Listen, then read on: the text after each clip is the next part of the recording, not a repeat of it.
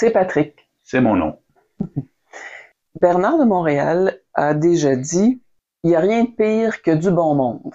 Et bon, c'est une drôle de chose à dire. Peut-être. On aurait tendance à se dire « Mais c'est bon du bon monde ». C'est des gens avec des bonnes valeurs. Donc voilà, j'aimerais que vous abordiez cet énoncé. Très bien. Qu'est-ce que vous en dites? Très bien.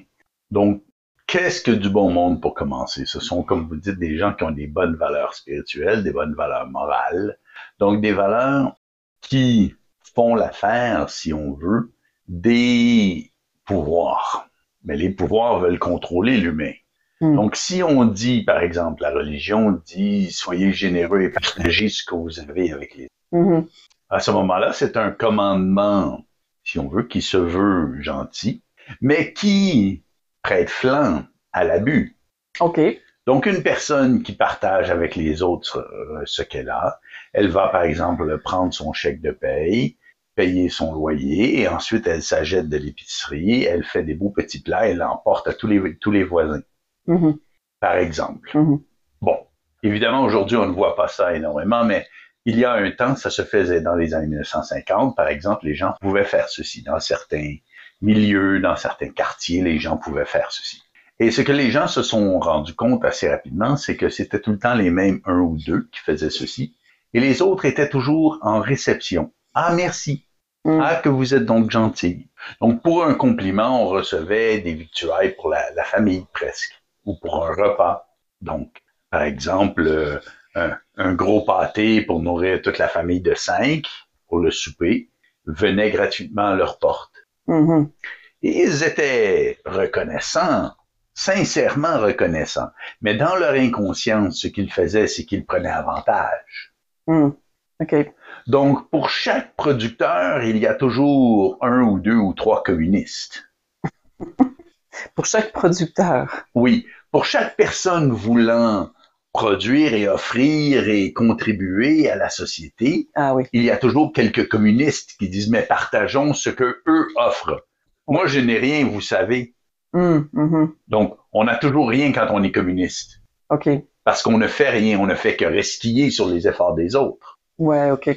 Donc, même si on prend par exemple les États-Unis conservateurs des années 1950, à l'ère McCarthy, il y avait la chasse au communisme, mais déjà le communisme commençait de faire son travail de subversion idéologique aux États-Unis, même dans les États les plus conservateurs. Et ceci, c'est une des façons dont ça se manifestait. Donc, les gens prenaient avantage de la générosité des autres. Prendre avantage de la générosité des autres, c'est resquiller leurs efforts et leur productivité, disons, économique, si on veut. Voir les choses sous un angle économique. Donc, une bonne personne, c'est une personne qui fait prendre avantage d'elle. OK. Presque par définition. Pas strictement par définition. Parce que si tout le monde était aussi généreux que cette bonne personne, ça n'arriverait pas. Mais ce n'est pas le cas. Ce n'est jamais le cas. Parce qu'il y a des forces derrière l'humain qui l'amènent à prendre avantage des autres. N'y a-t-il pas réciprocité tout de même entre la personne qui donne et l'autre lui redonne d'une autre manière? Oui, l'autre lui donne l'expérience de se dépenser pour rien, de se vider de son énergie et de se ruiner pour l'autre, pour l'idée qu'elle fait le bien. OK. Mais on remarquera que, bon, si on revient aux bonnes valeurs morales, et je prenais par exemple la religion qui dirait aux gens partager et donner aux autres, on remarquera que même une religion qui dit ceci, comme par exemple même le catholicisme qui prêche ceci et prône ceci, repose sur les évangiles où il n'est jamais dit de faire ça. Ah non? Non. OK. Il n'est jamais dit que c'était une bonne chose à faire. OK. Donc, bon, on va référer à intéressant. Une histoire où il y aurait eu une mendiante qui mendiait, et puis, bon, des marchands sont passés devant elle et ont donné chacun quelques pièces d'argent, et une dame pauvre a donné un petit sou à la mendiante, et là, les marchands se sont mis à rire d'elle, et puis, bon, Jésus passait à côté et disait, mais elle a donné plus que vous tous. Mhm. Bon, Ah oui, d'accord. mais c'est sur la relativité de la valeur. Oui, oui, oui, oui, Ça exactement. n'a rien à voir, ce n'est pas l'apologie du don, Ah, ah, ce n'est que la conscience de la mesure d'un don. hmm. Mais ce n'est pas l'apologie du don, ce n'est pas la même chose. Ah oui, d'accord. OK. Mais les religions sont avares et c'était à leur avantage de prôner donc cette générosité forcée. Mhm. Et donc, les bonnes personnes, donc, pour revenir au sujet, les bonnes personnes en général, bon, je parle de cette valeur en particulier là parce que c'est particulièrement évident, mais les bonnes personnes en général sont un peu l'incarnation ou manifestent, si on veut, des valeurs prônées par des pouvoirs Mhm. qui disent que c'est bien, que c'est le bien de faire ça. Mhm. Mais pourquoi est-ce qu'elles prônent que c'est le bien de faire ça? Parce que c'est à leur avantage et non pas à l'avantage de l'individu. Mhm. Donc, il n'y a rien de pire que du bon monde. Ça veut dire que le bon monde, les bonnes personnes, ce sont des gens qui se nuisent à eux-mêmes pour convenir d'un code moral qui leur est imposé à leur insu par des pouvoirs qui ne cherchent qu'à prendre avantage d'elles. Mhm. Donc, je donne un autre exemple. Dans les années 1950, on avait des dictons un peu comme « le travail, c'est la santé ». Mhm. Bon, pourquoi avait-on ce dicton? On était une bonne personne si on était très travaillant. Oui. Mais pourquoi avait-on ce dicton? Ou le travail, c'est la vie. Mhm. Oui. Bon, alors, pourquoi avait-on ça? Mais parce que les entreprises en bénéficiaient. Donc, c'était à leur avantage de dire, ah, que vous êtes de bonnes personnes, vous êtes très travaillants. Et la religion se mettait d'accord avec ceci parce que eux, donc, disaient, mais si les gens sont très travaillants, ils auront probablement un peu plus de sous à donner à la dîme. Mhm. Donc, vous voyez, tout s'enchaîne. Les pouvoirs s'enchaînent et s'entraident à exploiter l'humain. Donc, dicter des valeurs qui font que la bonne personne se dévoue sans comprendre pourquoi elle se dévoue. Mhm. Donc, je ne dis pas qu'il ne faut pas être travaillant. Mhm. Je ne dis pas qu'il ne faut pas faire preuve de générosité. Tout ça pour dire que la bonne personne, c'est au final une bonne personne selon les vues visées et dictées de pouvoirs qui ne cherchent qu'à l'exploiter.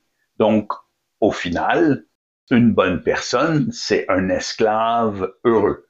Mhm. OK. Parce qu'on est heureux, parce qu'on est généreux et on est content d'être généreux parce que on sait qu'on fait la bonne chose. Oui, on a l'impression de faire la bonne chose. Voilà, on croit qu'on fait une bonne chose et ainsi ça nous rend heureux et on se vide heureusement. Donc il n'y a rien de pire qu'une bonne personne. Donc, si on se vide continuellement, qu'est-ce qui fait qu'une personne continue à être une bonne personne? Mais le conditionnement, donc le problème de l'humain, c'est qu'il est conditionné. Qu'est-ce que ça veut dire être conditionné? Ça veut dire adopter des valeurs, des principes de vie, des idéaux qui dictent un comportement, donc qui forment un comportement, une personnalité, une pensée, une psychologie, qui sont désavantageuses pour l'humain. Mhm. Donc, ou avantageuses, mais au final, on verra avec la conscience qu'il est impossible de conditionner un humain à un comportement qui est véritablement et réellement, authentiquement et objectivement avantageux pour lui-même. Il ne peut qu'être désavantageux. OK. Et nous pouvons parler de ceci. Mhm. Donc, ce désavantage intégral au conditionnement réside dans le fait qu'un être conditionné n'est pas flexible. Ah, intéressant. Donc, un être conditionné à faire quoi que ce soit, par exemple, travailler fort, mais d'une manière, si on veut, pour sa propre entreprise, pour son propre gain, d'une manière mesurée. Donc, on dit, pas plus que 50 heures par semaine, parce qu'il faut vivre également, et on se conditionne à avoir une vie sociale, donc 10 heures par semaine, une vie affective, 20 heures par semaine, faire la popote, 10 heures par semaine, faire son ménage chez soi, 10 heures par semaine, bon, peut-être 1 heure par semaine, bon, et bon, faire de l'activité physique et avoir une vie complète ainsi, par exemple. Oui. Et là, on a un individu qui semble, vu de l'extérieur, épanoui, qui réussit, qui prend soin de lui, qui est aimé, qui aime, tout lui va. Mm-hmm. Une expression anglophone qui dit a well-rounded individual. Et donc, un tel individu donc peut sembler être l'image de la réussite, Mm-hmm. mais en réalité, peut-être que, par exemple, dans tout ça, dans toute cette liste de choses cochées, Mm-hmm. il n'a pas ce dont il a besoin parce que c'est trop rigide.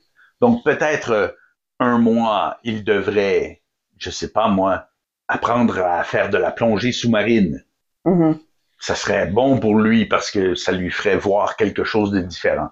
Mais ça n'entre pas dans sa liste de cases à cocher. Mm-hmm.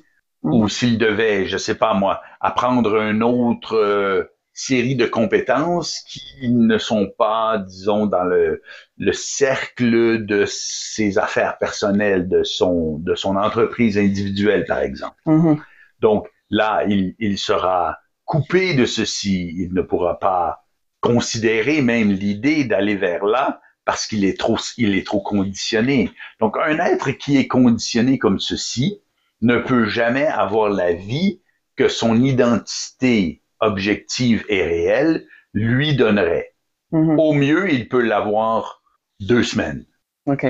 Donc, lorsque son conditionnement rencontre temporairement et fortuitement les paramètres de son individualité, peut-être pendant ces quelques semaines, il sera particulièrement bien dans cette vie et il dira « Eureka, je l'ai, je continue ». Oui. Mais étant donc formaté par la mémoire, il va continuer en ligne droite, alors que sa trajectoire, selon son identité, n'est pas une ligne droite. Mm-hmm. OK. Donc, le conditionnement est toujours désavantageux. Ouais. Donc, si nous revenons à la bonne personne, une bonne personne est conditionnée à se comporter d'une manière qui est, sérieusement désavantageuse, mais même si une personne n'est plus bonne, son conditionnement est également désavantageux. Mm-hmm. Peut-être d'une façon plus subtile, mais d'une façon bien réelle quand même. OK.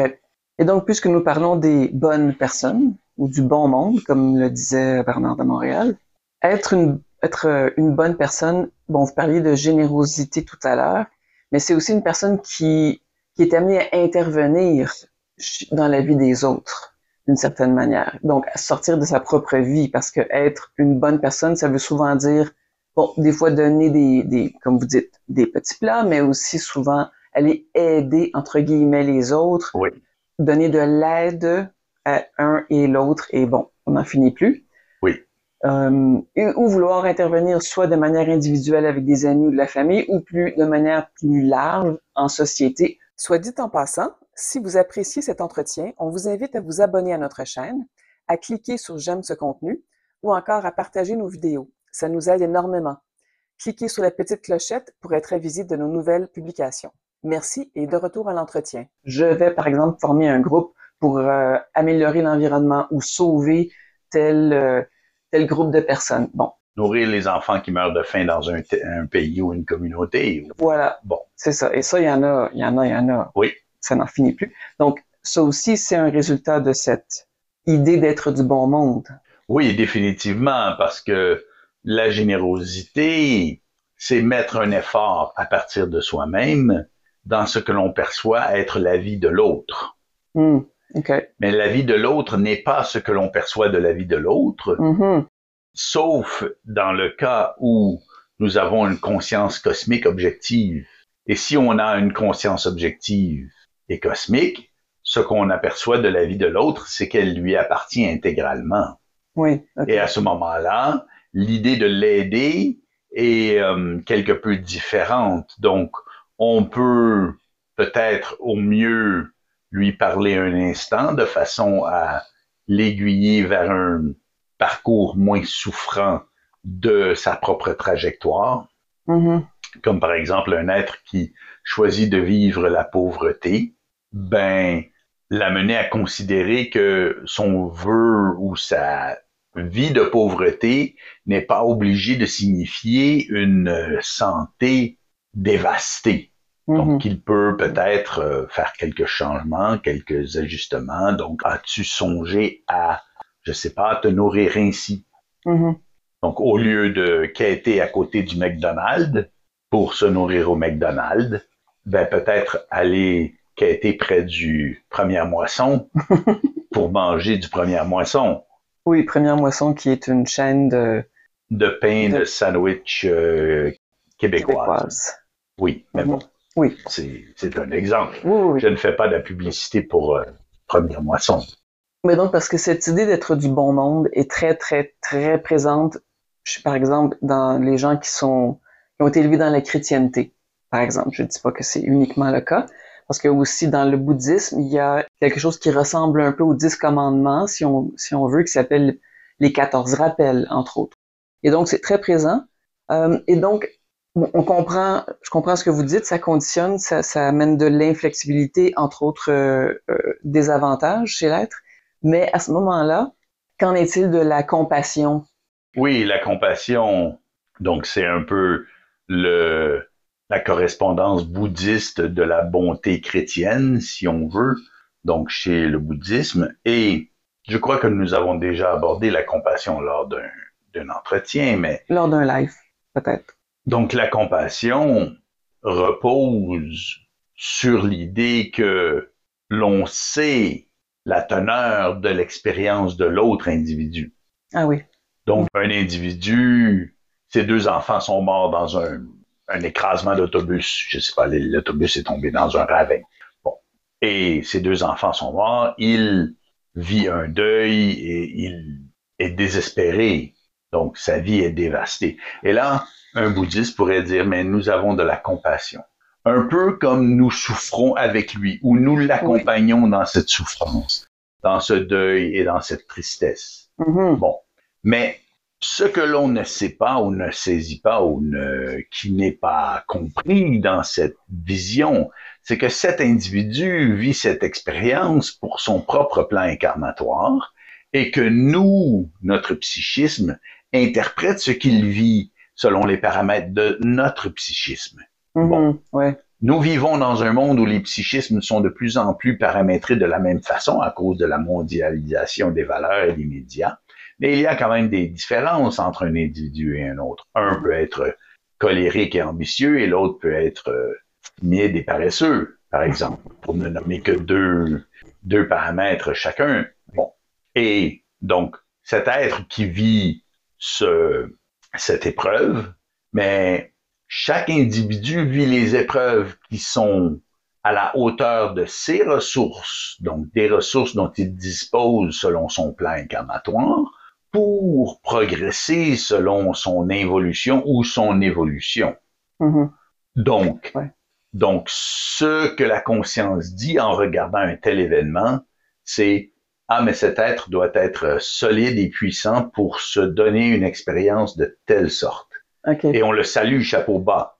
Donc, de loin, mentalement, on le salue chapeau bas. On dit « Bravo, tu es vraiment un valeureux pionnier de ta propre involution ou évolution, selon le cas. Ouais. Mais tu es un courageux, disons, conquérant de ton propre psychisme. Ouais, okay. Donc, on le félicite un peu, mais pas félicitations pour la mort de vos deux enfants. On ne lui dit pas ça en lui serrant la main avec un grand sourire, parce que ça serait probablement mal perçu. Mm-hmm. Mais on le félicite de loin en conscience. On dit, ah, voilà, il vit son expérience et il fait cette chose et c'est ce qu'il a au programme, c'est ce qu'il a décidé de faire, c'est ce qui lui donnera. Donc, c'est le défi qui déclenchera chez lui quelque chose, et puis là, on pourrait voir ce que ça va déclencher et dire, mais que ça vaut la peine. Alors, un être conscient n'a pas de compassion. Oui, OK. Il n'a que des félicitations. Mm-hmm. Mais bon, il y a également la conscience de faire ou de ne pas faire la félicitation en personne, de face à face. Oui, oui, je comprends. Tandis que le bouddhiste, ben, il est encarcané dans sa compassion. Il n'a d'autre choix que d'avoir de la compassion pour l'autre. Oui. Et qu'est-ce que ça veut dire vraiment, en fait, si on te pose la question, qu'est-ce que c'est de la compassion, là? Mais voilà, c'est un peu souffrir les malheurs de l'autre avec lui. Mm-hmm. Mais qu'est-ce que ça donne? Qu'est-ce que ça donne à qui? Pas grand-chose. Ça ne donne rien à personne. Sauf L'individu, donc, qui pratique ceci, se sent avoir bien agi, se sent être une bonne personne, se sent être un être qui a de la compassion, donc un bon bouddhiste, et qui, à ce moment-là, vit une expérience d'amour spirituel. Et ceci élève un peu son taux vibratoire, mais ça élève son taux vibratoire en fonction d'une illusion. Oui. Donc, son taux vibratoire étant tributaire d'illusions pour s'élever, il ne peut jamais atteindre la vision objective du réel. Ah oui. Donc, il est prisonnier. Donc, voilà une bonne personne qui est bien bonne, mais qui ne peut parvenir à l'éveil. Bon, je dis l'éveil.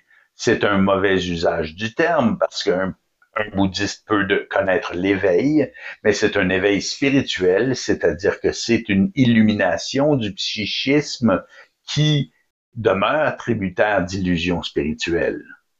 Donc, une illumination partielle et tributaire d'illusions spirituelles qui deviennent des formes très lumineuses dans son psychisme et qu'il croit être la vérité ultime et absolue du réel, mais qui ne le sont pas. Donc, c'est une illusion forte et puissante qui, dans un tel cas, donc cette illusion l'enferme, si on veut, dans le piège qu'il devient tributaire de cette illusion et il croit avoir découvert la vérité. Et donc, prendre un être et lui dire qu'il croit avoir la vérité et lui annoncer que cette vérité n'est pas réelle, qu'elle n'est pas l'ultime réalité, ben, il va vous refuser. Il va dire non. Pauvre toi, tu n'es pas illuminé. C'est ce qu'il dira. Ouais. J'ai de la compassion pour toi, tu n'es pas illuminé.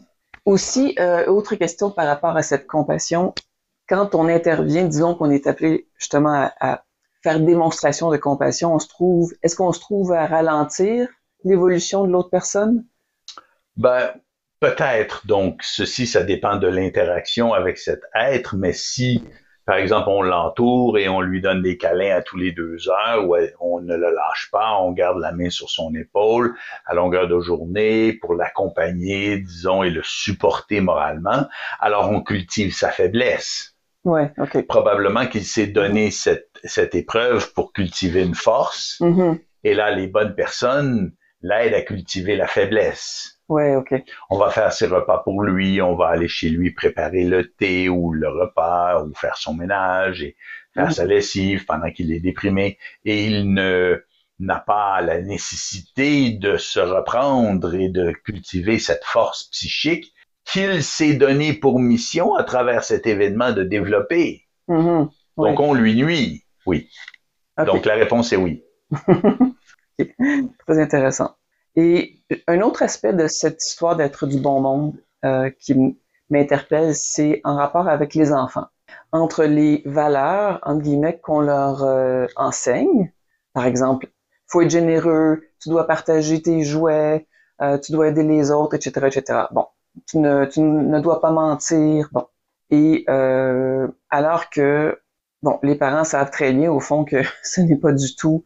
Les parents ne savent pas, mais ils vont dire « Ah, mais ce n'est pas tout le monde, il y a toujours des délinquants qui ne suivent pas. » Ah oui, d'accord. Donc, je peux donner un exemple. J'ai moi-même été élevé dans ces valeurs et enfant, je tentais de m'y conformer. Donc, un jour, nous fabriquions des trucs à la main, de l'artisanat, en tant que petits-enfants à l'âge de 7 ans, et etc. Et nous faisions, mon frère, ma sœur et moi, et nous faisions donc de jolies choses, et nous les vendions sur le bord de la rue. Et les gens achetaient donc $2 ici, $3 là. Et le plus bel objet, il était $5. Parce que là, nous avions vraiment fait quelque chose de beau. Et là, une jeune fille dit, « Oh, il est tellement beau, il est tellement beau. Oh, mon Dieu, qu'il est beau. Qu'il est beau. Je le veux, je l'amène avec moi. Je veux le montrer à ma mère. Elle va me donner l'argent et je vous le ramène. » Et là, elle insistait. Nous disions, non, tu dois amener l'argent. Et bon. Et elle insistait. Elle a effrité notre résistance. Parce que nous avions des bonnes valeurs morales. Donc, nous disions, mais elle ne va pas nous voler. Elle nous regarde en plein visage et elle nous parle. Donc, elle s'est sauvée avec. Elle l'a pris. Elle dit, je vais le montrer à ma mère, je vous ramène les sous. Et là, 3 heures plus tard, elle habitait à 1 rue de distance. 3 heures plus tard, elle est toujours pas revenue. Nous allons cogner chez elle. Et oui, est-ce qu'elle est là? Non, elle est pas là. Et elle a pris un truc, elle voulait vous le montrer. Je sais pas de quoi vous parlez. OK. Donc, elle l'a volé. Et là, la mère, elle se fâche. Elle dit, ma fille, ce n'est pas une voleuse. Alors que c'est précisément ce qu'elle était. Oui. Oui. Alors, tout ça pour dire que il y a toujours quelqu'un qui peut et qui va utiliser votre programmation contre vous. Et là, nous allons dans une optique plus générale, plus universelle de l'adoption de croyances ou de conditionnement, qui est que quelqu'un, dès que vous croyez quelque chose, quelqu'un peut l'utiliser contre vous. Oui. Donc, si je crois qu'il faut faire le bien, je peux faire appel à votre notion de faire le bien pour vous dire, oui, mais je fais le bien moi aussi, alors prendre avantage de vous. Et que ce soit de quelque façon que ce soit, dès qu'on a un conditionnement, dès qu'on a des croyances, quelqu'un d'autre peut les utiliser contre nous. C'est très puissant, ça. Dites à un témoin de Jéhovah que sa religion, ce n'est que de la merde. Alors, vous allez voir le paisible et gentil témoin de Jéhovah ne plus être paisible et gentil. Et faites ça avec n'importe quelle philosophie ou religion. Oui. Dites à un médecin que son diplôme ne vaut pas du papier de toilette pour voir. Ça se passera probablement pas très bien. On n'aura pas les médicaments qu'on voulait. On va avoir un traitement, mais peut-être un mauvais traitement. Comme des électrochocs ou bon. Ceci est très intéressant parce que même si, en tant qu'enfant qui a été élevé selon certaines valeurs dont on vient de parler, on se dit, OK, mes parents m'ont dit que oui, il y a des gens qui ne veulent pas le bien, il y a des méchants dans le monde, mais on a quand même ça qui vient colorer toutes nos relations et nos interactions. Voilà. Et donc, on se dit, mais en général, les gens sont honnêtes. Par exemple, je pense qu'on entend souvent ça. En général, les gens sont honnêtes. Et donc, on arrive dans une relation, par exemple, une transaction éventuelle commerciale, et déjà avec cette idée-là. Oui. Donc, déjà, on se met à la merci de la possibilité de se faire arnaquer, par exemple. Voilà. Voler, peu importe. Donc, déjà, on met la table pour cette possibilité-là. Voilà, on est ouvert à ça. On permet ça. On autorise. On autorise soi-même oui. ça. Oui. Et donc, on ne peut dire que l'autre est une personne, disons, absolument négative ou absolument néfaste, parce que nous avons mis la table pour ça. Oui, c'est ça. Et il m'est arrivé de tester ceci, donc ça, c'est très intéressant. Donc, j'ai mis la table pour me faire avoir. OK. Et là, je regarde si l'autre prend avantage ou non. OK. Intéressant. Et je regarde.